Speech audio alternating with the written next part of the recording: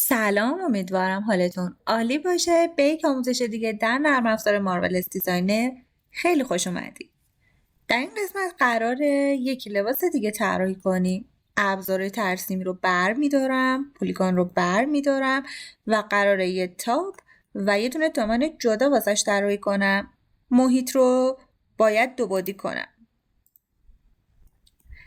روی این قسمت کلیک، روی این قسمت کلیک. حواسم هست که موقعی که خواستم طول خط رو بکشم به هیچ عنوان کلیک چپ رو نگه نداشتم. کلیک چپ میکنم، دستم رو بر میدارم و حرکت میکنم به این شکل.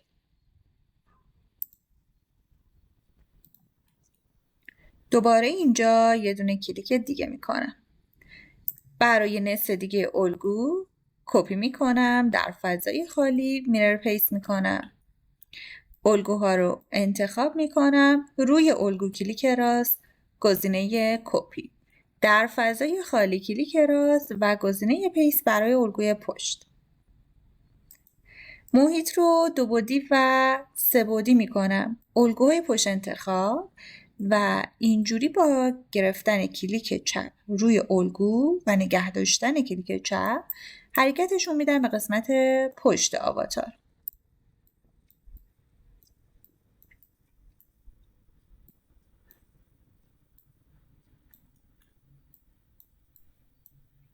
و اینا هم میان اینجا به همین سادگی. الان چرخ خیاطی رو انتخاب میکنم و قراره که به هم دوختشون بزنم. این قسمت رو به هم دوخت میخوره، این قسمت رو به هم دیگه. حواسم هست حلقه های آستین رو به هم ندوزم، قسمت های یقه رو به هم ندوزم، چون قرار سرش بیاد بیرون و از حلقه های آستین قرار دستا بیرون بیاد. اشتباه رایجی که خیلی از بچه‌ها انجام میدن.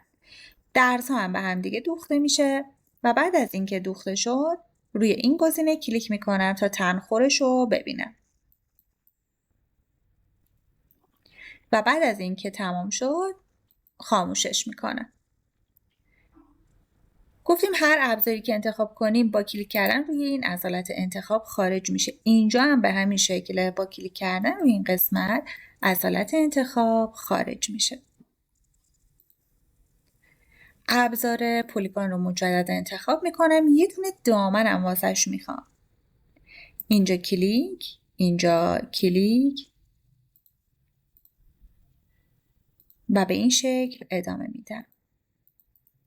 کلیک راست کپی، در فضای خالی کلیک راست و میرر پیست. میرر پیست هم پیست میکنه هم میچرخون. از این دوتا کپی میگیرم و در فضای خالی پیست میکنم. هر دوی الگوها انتخاب میشه و حرکتشون میدیم به پشت آواتار.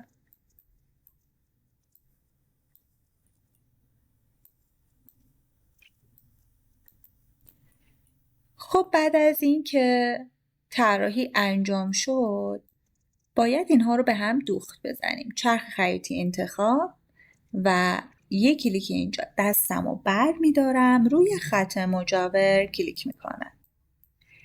یک کلیک روی این خط و دقیقا روی خط مجاور کلیک میکنم.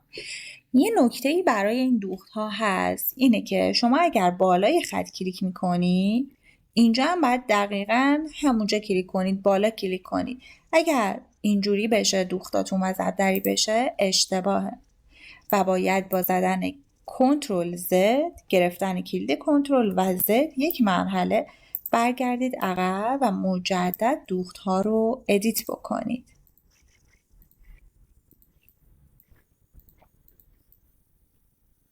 و در نهایت روی سیمولیت کلیک میکنم به این شکل و با روشن گذاشتن سیمولیت و حرکات موس میتونم به این شکل حرکتشون بدم پایین